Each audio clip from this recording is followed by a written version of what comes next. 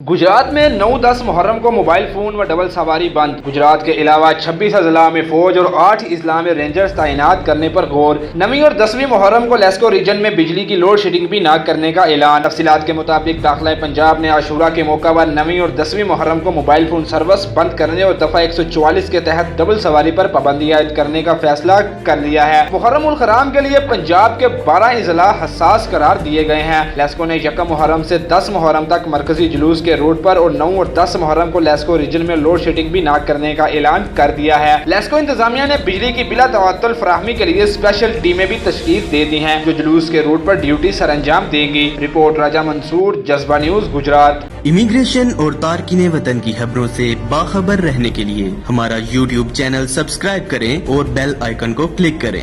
Grand city Khariyan, घर और plot आसान एक साथ। यही तो है हमारा परफेक्ट घर।